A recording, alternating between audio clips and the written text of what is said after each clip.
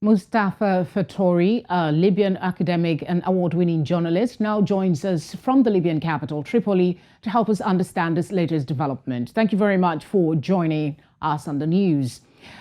The last time Fathi Bashagha made such a move of coming to the Libyan capital and attempting to take the office there, it sparked clashes between those supporting him and those supporting Deba. How would this new attempt be different? Well, thank you for having me.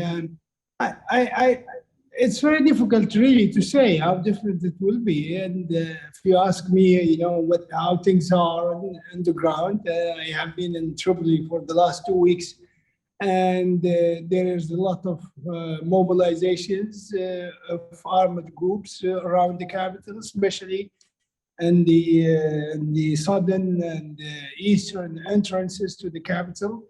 That means the people here who are supporting it, Bayban, against Mr. Bashagha, are preparing themselves for some kind of eventuality. Mr. Bashagha today is saying that he will take over in the next few days. I don't really see that's happening, anytime soon. And he doesn't even explain how he is going to do it. I mean, the entire capital is under the control of the armed groups, the militias that support Mr. Dbeiba, and they are not giving in yet. So it's really bizarre, when you hear what Mr. Bashagha is doing, despite away from the legal issue whether he is the legal prime minister or not. That's another issue. But when you listen to him over the last few months, every now and then he would jump on TV and say, "We are coming to Tripoli tomorrow." But it's really, a kind of a comic thing, really, to say. Since he doesn't, he ruled out the use of violence to take office in the capital. I don't see any other way to doing it. You talked about the legality of Bashagha's leadership. He himself has consistently described the government of Deba as an illegitimate one. How has, if we were to take his words, how has an illegitimate government held power in Libya? Well, Dbeiba's government, as we remember, was elected by a group of 75 representatives of different Libyan factions that met in Geneva early this year, and they elected Mr. Dbeiba and the current presidency council as well. And that happened according to the roadmap developed and supervised by the United Nations mission in Libya, and later on by the special advisor, Mrs. Stephanie Williams. By the way, that government's mandate, Mr. Dbeiba's government's mandate, according to the roadmap, has already expired on 23rd of June last month.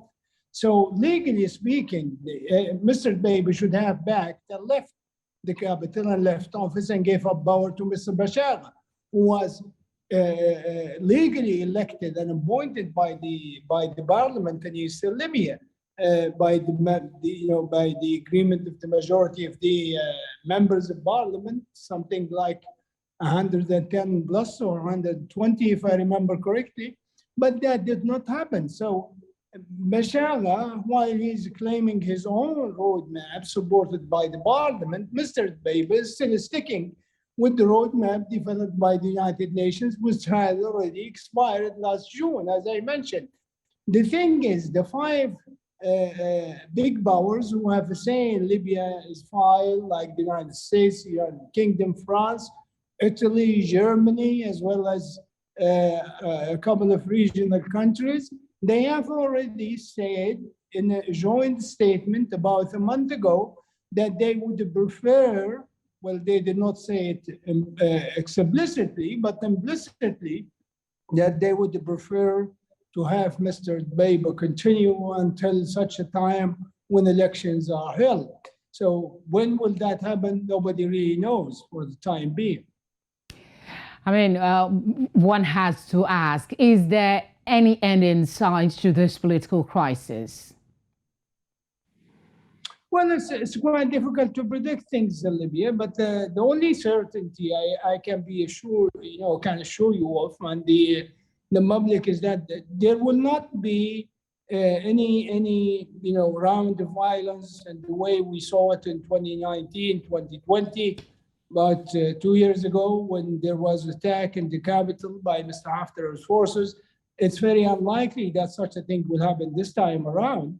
But there will be some kind of political maneuver here and there, probably more active role by the United States ambassador, who's actually really running the show in the country. And maybe we'll end up something by the end of the summer. But it's very unlikely, honestly, to have a kind of comprehensive, widely supported and acceptable political settlement.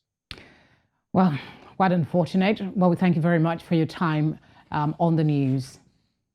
Thank you.